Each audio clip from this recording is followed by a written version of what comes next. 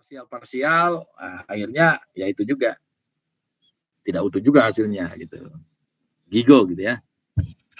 Pola perilaku dari model dinamik kalau menurut Sterman 2000 itu cuma ada 6 ini. Tuh. Jadi tidak ada yang linear, yang ada lah eksponensial, kemudian decline atau goal seeking, kemudian steps grow, jadi dia naik kemudian dia landai gitu ya. Nah kalau yang ini kan ini kemungkinan penduduk ini bisa ini penduduk, kemudian kalau yang ini sumber daya alam ini kayaknya ya. Yang kedua. Yang pertama exponential growth ini penduduk bisa. Nah, jadi kalau kita mengkaji tentang penduduk, kemungkinan besar grafik yang kita munculkan seperti ini, exponential growth. Nah itu ya. Atau misalnya tabungan kita di bank. Nah itu ya. Nah, kemudian yang berikutnya contoh kedua goal seeking, decline. Jadi penurunan. Ini mungkin sumber daya alam. Nah, sumber daya alam seperti apa? Seperti sumber daya ikan, sumber daya hutan, tambang. Nah, ini kan mungkin kalau yang tambang mungkin ini yang dulu yang pertama, naik, tumbuh, baru rata, atau mungkin yang terakhir ini, overshoot collapse ini. Nah, ini tambang ini. Yang paling terakhir yang keenam ini. Nah, ini tambang ini. Jadi diproduksi truk sampai puncak, break. Nah, gitu. Ada juga yang oskilasi. Nah, oskilasi itu naik turun gitu. Nah, ini mungkin rasa tadi ini rasa perasaan Romeo and Juliet. Nah, ini rasa menggambarkan rasa ini. Kadang kita emosi. Jadi Bapak Ibu juga bisa membuat simulasi di rumahnya, membuat bagaimana kalau saya marah, istri saya marah juga enggak? Nah, kalau sama-sama marah berarti kita ada di puncak gitu. Enggak ada yang di bawah. Ujung-ujungnya bahaya tuh. Kemudian yang grow overshoot naik, kemudian melakukan osilasi, nah ini yang kelima. Jadi menurut Sterman polanya kurang lebih seperti ini. Nah kalau Bapak Ibu nanti membuat model, carilah kira-kira model Bapak Ibu ada di grafiknya ada di mana gitu, output grafiknya. Jadi dinamik ini mengeluarkan dua Bapak Ibu. Satu itu grafik, jadi kita akan mendapatkan grafik yang dua sumbu. Yang pertama adalah sumbu X itu waktu, time-nya, itu yang dinamik itu. Kemudian yang kedua adalah variabel yang dibuat grafik. Contoh penduduk, berarti jiwa di situ. Kemudian tabungan, berarti dolar atau rupiah di situ, gitu ya. Satuan dari sumbu Y-nya. Nah, ini pasti akan kita ketemu ini. Pasti akan ketemu kalau model kita memang sudah sampai. Nah, nanti ada juga model yang linear kelihatan. Tapi kalau di-run berdasarkan waktu, ditambah waktunya mungkin dia tidak linear gitu. Jadi kalau dia singkat bisa saja menempatkan linear. Ini tiga software yang umum dipakai. Yang pertama adalah PowerSim, singkatan dari Power Simulation, tahun 80-an, Norway. Ini ada Studio Expert, Executive, dan Enterprise. Nah, yang kita pakai nanti adalah yang Studio Expert. Kemudian ini bisa diakses, bisa dibeli gitu. Kemudian free-nya 6 bulan. Bapak Ibu hanya menggunakan akun yang berbeda sudah bisa mendapatkan 1 tahun. Kemudian yang kedua itu ada Pensim Pentana. Softwarenya udah saya kasih. Pensim ini kelebihannya Bapak Ibu gratis softwarenya.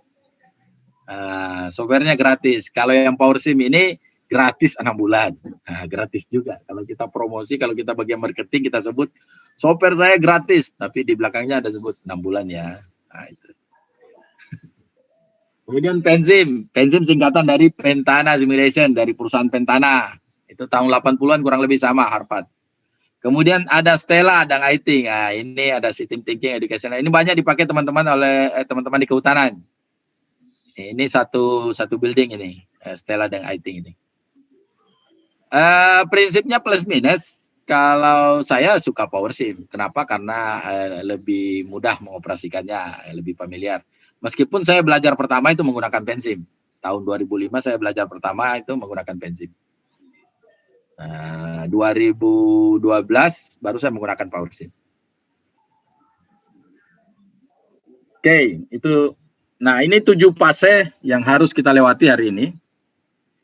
Ini kita setengah 11. Yang pertama adalah kita membangun model konsepnya, baik makro maupun mikronya, dengan teori dan fakta. Bukan dengan masalah, tapi dengan teori dan fakta. Yang kedua, Bapak Ibu harus mampu atau bisa menggambar causal loop diagram. Ciri dari causal loop diagram itu adalah simbol plus minus. Simbol plus minus. Kadang ada yang menyebutnya black box. Nah, black box, kotak hitam. Karena memang kita hanya menunjukkan hubungan-hubungannya saja, plus minusnya. Setelah itu kita harus mampu menggambar SFD-nya, stock flow diagram. Nah, stock flow diagram ini itu kita sudah menggambar di software. Causal loop juga kita menggambar di software. Tapi causal loop masih bisa ada pilihan. Kita bisa menggambar dengan Corel, kita bisa menggambar dengan yang lain. Ya. Prinsipnya adalah bisa menunjukkan hubungan kalau causal loop itu. Kemudian kalau stock flow itu sudah harus berbentuk model. Nah, itu. Yang keempat, input sintaks. Jadi memasukkan persamaan dan datanya. Jadi kalau yang misalnya data penduduk awal tahun berapa Bapak Ibu tetapkan, misalnya Mas Agus, hutan rakyat, luas hutan rakyat mulai simulasinya tahun 2010 sampai 2020 untuk existing condition atau existing model. Nah, model existing ini itu di-run berdasarkan data yang ada. Jadi kita belum melakukan skenario atau simulasi ke depan. Nah, kita input data 2010, satu data tunggal, kemudian kita prediksi sampai 2020. Nah, kemudian kita bandingkan data itu dengan data aktualnya. Semakin mendekati data yang sesungguhnya, maka model kita semakin benar. Jadi model itu yang paling bagus adalah model yang paling mendekati yang sesungguhnya. Bukan model yang sama dengan yang sesungguhnya. Kalau model yang sama namanya duplikat. Nah, itu ya, perlu penekanan ya. Jadi model yang paling bagus adalah model yang menyerupai, paling mendekati dengan model nyatanya. Seperti misalnya kemacetan. Maka yang paling kita cari yang paling menyerupai kemacetan yang ada di fakta di lapangan. Yang kelima, setelah data dan persamaan atau sintaksnya kita input, maka kita run softwarenya. Nah, itu kita simulasikan. Simulasi awal itu adalah simulasi existing condition. Simulasi model existing. Nah, itu ya. Nah, model existing ini jika sudah valid nantinya, bagian ke-6 kita validasi secara struktur. Kalau secara struktur itu sederhana Bapak Ibu. Kita lihat saja teorinya. Apa benar hutan rakyat itu dipengaruhi oleh perilaku masyarakat di sekitar? Oh ya, hasil penelitian si A menyatakan bahwa peran masyarakat terhadap hutan rakyat itu sangat dominan. Nah, itu berarti secara struktur benar. Yang kedua, dilihat secara output. Bagaimana outputnya? Bagaimana grafik yang dihasilkan? Bagaimana nilai yang dihasilkan? Nah, itu tadi. Semakin mendekati nilai nyatanya, atau semakin mirip, misalnya hutan, tentu yang tahun awal sama, 2010 misalnya 100 hektar. Di dunia nyatanya tahun 2011 itu kurang 10, berarti 90 misalnya. Dari 100 hektar sisa 90. Ternyata di gambar kita itu malah naik menjadi 110, kan berbeda itu. Tapi kalau dia mendekati misalnya kita ternyata 89, kita 91, 95 hektar, mirip-mirip lah gitu. Nah, itu nanti kita menggunakan statistical validation. Jadi validasi secara statistik. Jadi tidak berdebat lagi gitu ya. Yang ketujuh, saya lanjut. Nah, model yang kita simulasi, model yang sudah valid, kemudian yang ketujuh kita skenariokan. Skenario yang paling umum adalah skenario model existing tanpa melakukan perubahan struktur dan tanpa melakukan perubahan koefisien variabel. Tapi kita hanya menambah waktu dari 2010, 2020 sampai simulasi yang kita inginkan, misalnya 2030. Itu disebut dengan Baum model atau model business as usual. Jadi model existing yang kita tarik dengan hanya menambah waktu. Kita ingin tahu kalau model ini dilanjutkan, tidak ada perubahan, tidak ada tindakan, bagaimana? Itu menjadi model baseline kita. Ini Pak, kalau tidak ada perubahan seperti ini grafiknya, kalau nanti kita introduce beberapa variabel dan strukturnya, itu kita bisa kendalikan sekian persen. Ternyata hutan akan menjadi terjaga, hutan rakyat akan menjadi bersinambungan, ekonomi masyarakat juga tumbuh, sosial juga terjaga, konflik rendah, ekologi terjaga. Itulah yang disebut dengan skenario model, skenario simulasi. Skenario berikutnya kita bisa lakukan skenario optimis, skenario moderat. Nah, tetapi saya tidak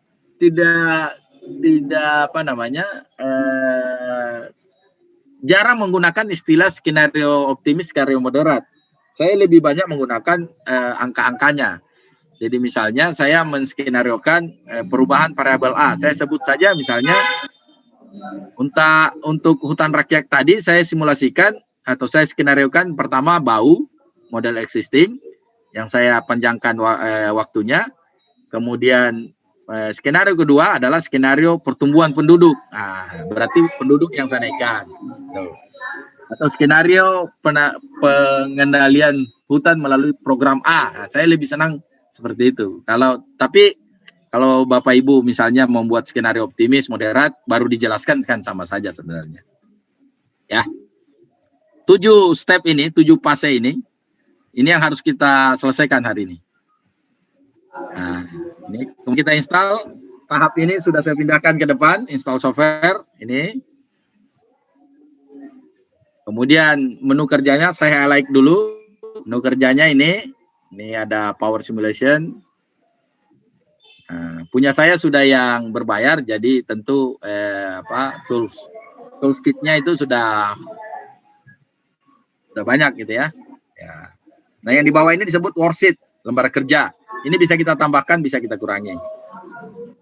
Nah, ini konsep model untuk penduduk. Nah, saya coba membangun konsep modelnya. Kita praktek. Dari 7 poin, kita mulai dari poin pertama, membangun model konsep. Nah, konsepsi model itu menggambar dunia nyatanya. Jadi, pertambahan penduduk di suatu wilayah dipengaruhi oleh faktor kelahiran dan kematian. Perpindahan penduduk. Kelahiran dan kematian merupakan faktor alami, sedangkan perpindahan adalah faktor non-alami. Nah, ini teori ya. Ini narasi namanya. Bisa saja Bapak Ibu membuat konsep seperti naratif ini. Nah, itu. Deskripsi yang ada di atas ini. Itu satu. Bisa juga langsung menggambar. Kelahiran mempengaruhi populasi. Kematian mempengaruhi populasi. Ini model sederhana. Bisa disebut model linier. Ya. Nanti jika populasi kembali mempengaruhi kelahiran, maka sudah feedback namanya. Ini dia. Yang kedua, kita masuk di causal loop diagram. Kelahiran panah bawa akan menambah jumlah populasi. Semakin banyak yang lahir, maka populasi akan semakin bertambah. Kemudian yang kedua, kematian akan mengurangi jumlah populasi. Semakin banyak yang mati, maka jumlah populasi semakin berkurang. Nah, sebaliknya, populasi akan meningkatkan kelahiran. Yang awalnya cuma 1 pasang, lama-lama menjadi 2 pasang, menjadi 3 pasang, 10 pasang, 100 pasang, 1 juta pasang. Tentu 1 juta pasang akan jauh lebih potensi kelahirannya lebih tinggi dibanding yang 10 pasang. Demikian pula untuk kematian. Semakin banyak jumlah penduduk, maka potensi kematiannya semakin besar. Kalau kita di kampung yang jarang-jarang, pasti undangan untuk kelahiran dan kematian, HKK dan takziah pasti kurang juga. Tapi kalau kita berada di kota, bisa saja tiap hari kita ada undangan, bisa 2 kali dalam sehari mungkin ya. Ada pagi kita diundang takziah, HKK, malamnya kita diundang takziah. Ya. Nah, inilah yang disebut causal loop diagram. Kausalitas, hubungan, sebab akibat. Loop adalah feedbacknya, baliknya. Diagram adalah gambarnya. Ya, CLD disingkat CLD. Bapak Ibu harus mampu menggambar ini. Minimal mulai dari awal ini. Prinsipnya 7 tahap ini Bapak Ibu kuasai, maka Bapak Ibu sudah menjadi orang yang mampu mengerjakan model dengan baik. Model dinamik dengan baik. Nanti terserah pakai softwarenya apa. Pakai PowerShell silakan. Pakai Stella silakan, bensin silakan, Aiting silakan, Dinamo silakan. Nah, ingat, causal loop diagram ditandai dengan simbol. Simbol positif, negatif. Model dinamik. Saya jelaskan simbolnya. Ada suara yang masuk ya?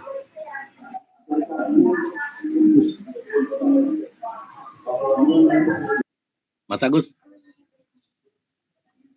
Ya, Pak. Iya, Pak.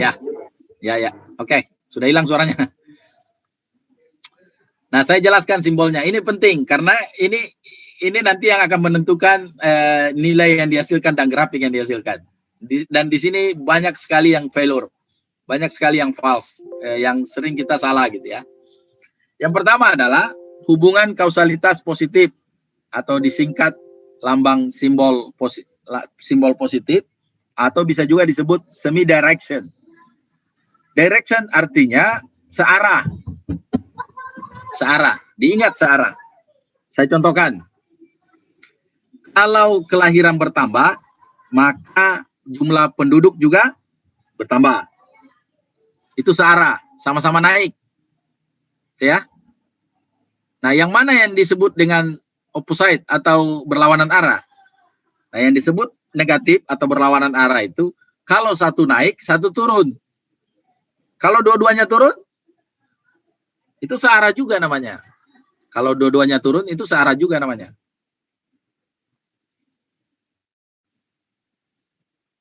Bisa dipaham ya? Bisa lah ya. Harus bisa. Ulangi Pak. Pernyataannya ulangi. Saya ulangi. Iya. Saya ulangi. Nah, ya. Perhatikan gambarnya. Gambar yang pertama, gambar yang bawah, yang kelahiran, panah kelahiran ke populasi. Ya. Kelahiran ke populasi, semakin banyak yang lahir, maka populasi akan semakin bertambah. Nah, itu namanya searah. Direction. Ya. Sama-sama naik. Ya. Nah, saya balik. Semakin banyak populasi, maka potensi lahir makin tinggi. Juga searah, sama-sama naik. Iya. Nah, maka simbolnya adalah positif. Atau S. Atau S, benar. Jadi nanti jangan heran, nanti ada yang gunakan S, ada yang gunakan O, ada yang gunakan positif, negatif. Nah, itu ya. Yang kedua, populasi semakin banyak, maka potensi kematian semakin tinggi. Sama-sama naik. Iya, sama-sama naik. Populasi naik, potensi kematian juga naik. Positif. Nah, positif. Yang di atas itu, panah ini. Nah, yang berikutnya, semakin banyak yang mati, maka populasi semakin turun. Semakin sedikit. Ya, menurun. Nah, itu artinya berlawanan. Ya. Karena jumlah kematian bertambah, jumlah populasi menurun. Berkurang. Ini harus dipahami dengan baik, Pak. Karena kalau ini salah nanti error nanti gambarnya. Mantap, Pak. Dipahami ya? Ya, insya Allah, Pak. Nah, saya kasih contoh satu misalnya. Harga barang